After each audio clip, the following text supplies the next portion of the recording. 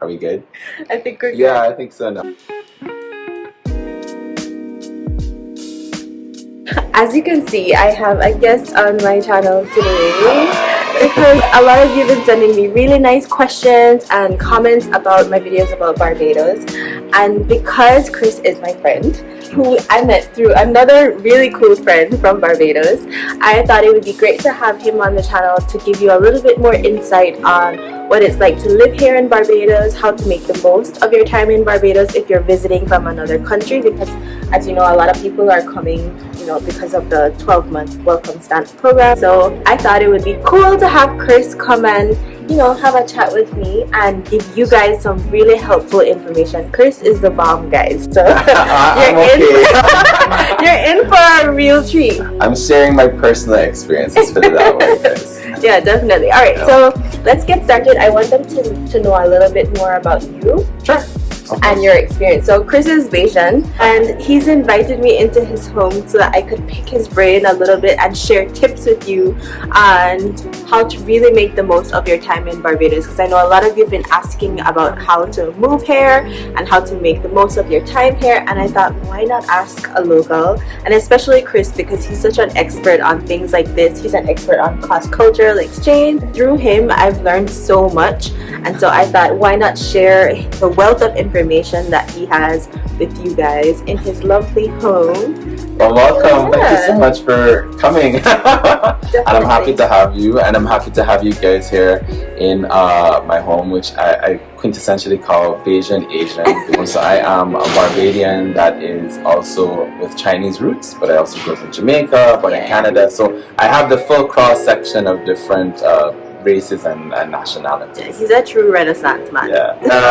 At first I thought, should I call myself a Bayesian, like Basian? But then the Asian Bayesian kind of have a better ring to it. Yeah. So whenever I do any talks or I talk about being multicultural, I always put the Asian Bayesian, so it's people are like, oh, and it becomes a really interesting talking point, because a lot of people don't know what Bayesian is. Right. And so, Chris, tell me what you love the most about your country, this island. About Barbados? Yeah. I think that there's, first of all, I think environment-wise, it's such a beautiful place. Yeah, Barbados is one of the few non-volcanic islands. Mm-hmm. So as a result, we have those beautiful, as you see on the videos and so forth, you see the crystal clear waters and the white sand beaches. Yeah. But at the same time, even though it's a small island, the topography is really different. So you can go from having the clear and still waters of the west coast, and then go onto the east coast, which has the Atlantic Sea, and then you have the places where you can go hiking, like Talkie Mount and so forth. So I love that diversity in a small space. Agreed. And then the second thing I think is just that the more and more I've been able to be here is so it is true from a cultural perspective that I think Barbadians are a little bit more demure in their behavior compared to, say, maybe Jamaicans or Trinidadians and so forth. But once you actually get time you spend a significant amount of time here, then you start to connect with people, and then you can potentially form really good relationships with either people like myself that are Barbadian mixed or other Barbadians. And I think my favorite conversations that I've had, especially during COVID, have been with a lot of old-time Barbadians. The ones that I've met a whole set at the beach where they've lived overseas for a long time, and then they've come back, and just hearing about their experiences. So I think that's one of my favorite parts. So in terms of that, how do you find Bayesian culture to be separate and apart from literally everyone else? What's distinct about the culture here? Right. So just to kind of give you a background, so I'm Canadian born physically, but I also grew up in Jamaica, Barbados, and then I just came back from China from 4 years. So there's definitely a distinct difference. So one thing is that you need to give it time. The more you interact with different persons within the society, and Barbados has become increasingly more diverse over the last few years. I think that will help to give you all the different perspectives and views. In addition to that, there's so many different areas which you can socialize. So I know that there's a lot of different expat groups and so forth that you'll see, and they'll say, okay, you can go to Lime Grove, you can go to Brighton, and these are all really amazing places, by the way, guys. I know there's a place that's called Uncle Joe's, which is on the East Coast, that we've been to. Really good food. I love. Chris actually introduced me to Uncle Joe's. It's amazing, and not only really good food, the service there is like excellent. It's very home-like. And I think, so that's what I mean. That's what I'm trying to say is that you can have the really super luxe experience of like fine dining, but you can also have the really chilled experience as well as a place like Uncle Joe's. And then outside of that, one place I personally recommend, and you might not hear about it as much because it's relatively new, is we used to have a marketplace called Cheapside in Bridgetown. And so they recently moved it to a place on the Mighty Grinder Highway, and it's another market space, but this is where you can get all your fresh produce and so forth. But from a cultural perspective, it's starting to get a nice mixture of different people going. So I've mentioned on my channel before that when I first had to live here, like not as a student but just as working, I find that Bajans aren't as immediately warm and welcoming. Correct. So I know that you mentioned when you go to these different places, obviously you could meet a whole ton of people. So how would you recommend, especially for persons coming to the island, how would you recommend people to start that engagement, or how do you approach a local to start conversation and maybe make a new friend? Well, I think using that same example of the market, places of commerce always makes it easy because their objective is to sell you something. And then your objective is you're like, oh, I need food or fruit or something. So there's automatically a very pragmatic kind of interaction. But I think why I also suggested somewhere like the market is because I think a lot of the farmers too are genuinely very friendly. And I mean, I've even met a lot of people there that they started and they had produce, and then there's this one guy, he's a pastor actually, but then he decided on the side to start making homemade soft serve yogurts, but using natural fruits, so golden apple and soursop. And we just started talking. I was like, oh, this is such an interesting thing. He's like, yeah. And then you start to get to know a bit about him being a pastor. And then he says, yes. And I said, but you're not. He's like, but I'm not like I don't preach to people that sort of way. You know, I'm very spiritual. And so you get to know who they are. But it wasn't me literally like rolling up to him and be like, I want to know about Barbados. It was a very organic interaction. So the markets are definitely a good place. I definitely would say that we have a growing support and a lot of publicity on our creative community. So there's a lot of people that you'll hear like, oh, maybe there's a steel pan practice. So going to those type of performances too are a great way to see some of the different facets of the culture. And then when you just go there by extension, you can easily strike up a conversation like, oh, what did you think of this performance? Or this is really interesting. And then usually they'll end up telling you a bit more again, about the culture without you have to necessarily ask that direct question. I agree. I think it needs to be really organic because, like I mentioned, even though people aren't initially as warm and as when you do engage people, they especially when they realize that you're not from here, they tend to be a bit more accommodating and they're interested in where you're from and why you're here.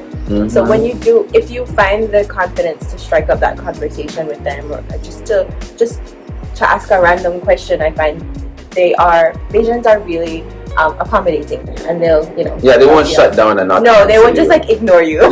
They definitely will. They will try to give you those answers. But I think what you're referring to, and I agree, because I also, my mom's Trini, my dad's Jamaican, so it comes from those are more extroverted cultures, and so as a result they'll be the first ones to be like, oh my gosh, come to my house.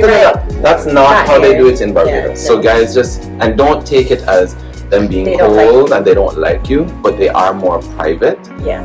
I probably would say that there are a lot of mixed groups that have expats and locals, that those locals are already looking and seeking to be more welcoming and open to your home. But in general, you have to kind of ease your way into it. Agreed. And then I think they are also more open to meeting you out in different spaces. So not necessarily coming over to somebody's like neutral spaces. Neutral spaces. I think that's where they're more comfortable, and it feels like you're not invading what their sanctuary is. Exactly. And so I think we spoke about it too at the beach one time, where there's a lot about compartmentalization. So this is my workspace. This is my personal space, a private space. This is my family space. So there's also that kind of layered as well, guys, that you have to understand, that people say, okay, they have kind of different spaces delegated for different rules and so forth. And so that's why if you just start to get involved in some of the other different hobbies as well. So there's a really great water sports community here. So if you guys are interested into, you know, kite surfing and scuba diving, there's paddle boarding, you know, there's a lot of that too. And because the commonality is, hey, you like this sport, I like this sport, and you tend to find, I tend to find the water sports community quite even more relaxed. Then you'll get to talk to them a bit more as well, and so that's another part in the community, dimension in the community. In terms of like the night scene, I know that especially I think in any culture, going out with friends and meeting people in like maybe a concert or like a bar or a restaurant, that might be a little bit more challenging or a little bit more difficult. But how would you recommend people to navigate that space? That one's probably a bit more tricky. Because I will say that traditionally here, people will stay to their cliques. And if they come with friends, I mean, I guess maybe because we've traveled a lot, I'm completely comfortable to just go by myself. And then if I see somebody, I'm like, hey, nice to meet you. But you know what? There probably to add to that, then to help to navigate, go to like quiz nights. So, for example, there's a place called CCAT restaurant. They do pub quiz night. So go to a pub quiz night because the possibility of you maybe jumping on someone's team and then meeting other people. So if it's an organized activity, that makes it a lot easier than just going and rolling up at Lime Bar or rolling up at Mojo's. Because people will see you, but they're not necessarily, I mean, they also might have that reservation too. Do they want to be bothered? Clearly they came here. So, and I think that like you said, going back to culture, it's not that type of culture like in New York where they're expecting a mass of people just hanging out, singles just doing, you know. So I think organized activities, smaller community groups is probably the best way to go to get yourself in. And then usually once you make that one friend or one set of people, then it usually ricochets and then you start meeting all these other types of people. Agreed. And I think that a really great place to find those kind of organized events is What's On in Barbados.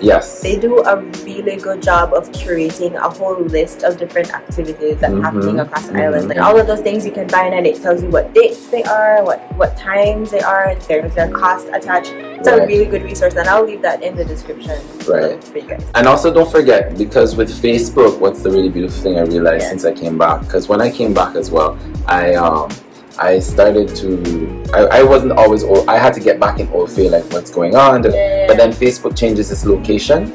So once it changes location and you go to the event section, then it says events happening near you. And so that changes, and so then it all starts coming up, and then once you start clicking on certain events, like for me, I love artistic events, I love hiking events, so then it started pulling up all the different things. So Facebook is a really good resource as well. So there's a lot of great other types of culture events that you can go, and maybe even if you go by yourself, you never know, you might meet other people there as well. And I think that's also a really good way, even if you don't necessarily keep in contact with the people that you meet, if you could just let them know, if you hear about, so like Chris was mentioning, if you're into art or if you're into the water sports, that community, hiking is a really big thing here. There are a lot of really nice hiking groups. Let them know when is another hike coming up, or when is another art event coming up. Or just feel free to ask. And I know we had also talked about like the charitable community and like the spiritual community. They're also that's a really good space for you to find events and meet people as well. Volunteer and make a difference while you're here. So maybe we could talk a little bit more about how people can get into that as well. Because there are a lot of really great charities there are. in Barbados. I guess the thing is, it really just depends, because there's charities focused on animals, there's charities focused on certain population, certain persons in the community, whether it be vulnerable groups. So usually we have really good official channels, and organizations would then use smaller community groups to work with. So that is a great way to do it through there. Especially for the charitable groups, because that's their job, that's their day-to-day, they tend to organize more events.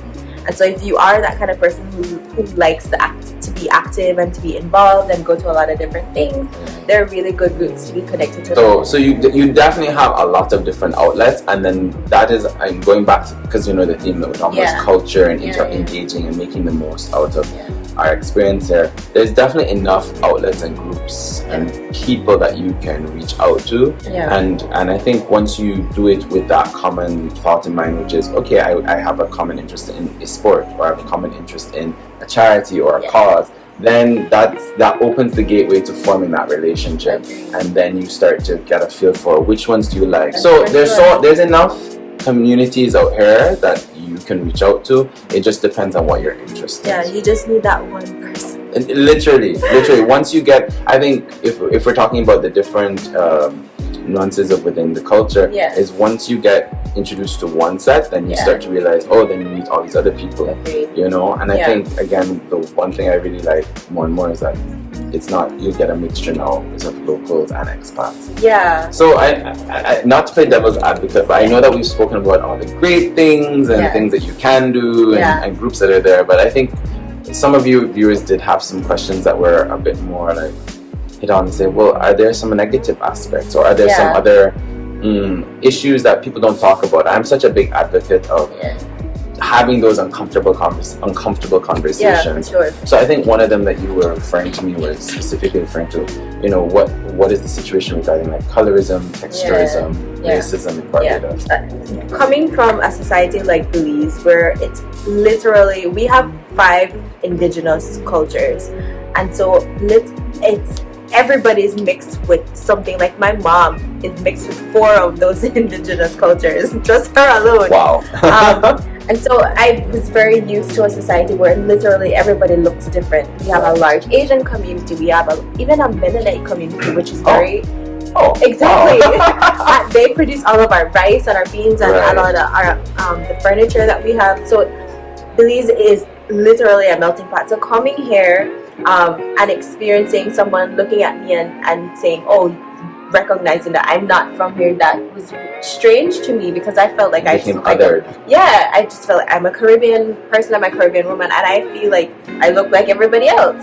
And so it wasn't, I didn't feel put off by it. I just found that it was interesting. Something I guess you have to adapt to. Yeah. Because that's what happened to me. So for me now, like I said, I grew up in Jamaica as well, and Jamaica is also probably equally as diverse. Yeah, it is very. And I'm, of course, by looking at me, I'm Asian, but my dad is mixed with black and white. So one of the things I do recognize, and this is something for you guys to know historically, is that Barbados is a predominantly black country, with then you would have your white, you have your smaller groups, but then it was considered like white and black.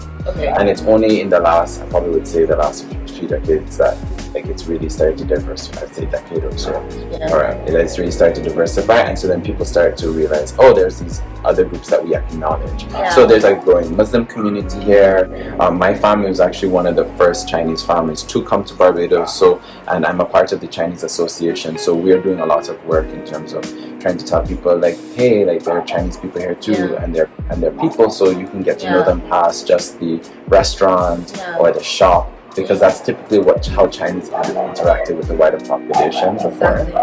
Dynamic. That is probably not said outright, but it's definitely there. So don't judge a book by its cover at the end of the day, but know that they are these different layers. And so when you're coming here, it's just to be kind of aware of it. And I think that if you really want to going back, the whole point of this is to talk about making the most of your experience. And if you really want to make the most of it, it's about pushing past that initial uncomfortable feeling of feeling about these racial tensions and racial issues, which are more subtle, and just engaging with all facets of persons in the community. Because I think one thing that maybe people like us that are more mixed and we understand, are more conscious of this, I think it's so easy to get stuck in the expat bubble and just hang with, and we say we have local friends, but you know, you end up mixing with friends that are either just there from all over. So when you realize, you're like, oh, even if expat means like different people from the Caribbean, but the truth is that you're in somebody else's home and country, and you also don't want to rid yourself of that experience of interacting with people who were born here, raised here, and to use it as an opportunity to share with them your culture and give them, because maybe they never met someone from, you know, they know New York, but maybe they never met anyone from Oklahoma, or maybe they know Toronto, but they never met anyone from New Brunswick, or they know Jamaica, but they maybe not anyone from Belize, you know. So there's I think the work travel stamp, what's so great about it is it's Yeah. going to give an additional opportunity for both parties to interface with somebody that maybe they've never met before. Agreed. It's a literal exchange of cultures. Yeah, and exactly. I think that's why I was so excited meeting Chris, because Chris has friends from every part of the planet. Chris has friends, and I love meeting people like you because it shows that we're not becoming just globalized in an economic sense or in a demographic sense. We're becoming globalized in the fact that the exchange of cultures allows us to identify with each other more, and I think that allows us to experience empathy on a different level, and I think that's what is really missing in a lot of the conversations, that connection that even though you are from wherever you are from and I'm from where I'm from, we're still human, and there's something that we can relate to within each other. Culturally, if I had to talk, I think the number one tip for me in terms of engaging in Barbados is you're getting this context by an extension of watching videos like this, asking people questions, because I see a lot of people asking questions on Facebook. It means that you're interested, you want to know, you get educated. It's kind of the different layers of how it works, and so you go in with that mindset. But then on top of that, the next tool is just be open-minded into it, and don't read into everyone's actions as through your. It's hard because we all look at it through our own lens. But it's about just saying, okay, that was interesting. That's the way they reacted to it. And going back to the first example you used, just because someone is a little more quiet or doesn't automatically invite you into their home, just give it time. Give it time. Don't read it as they don't like you.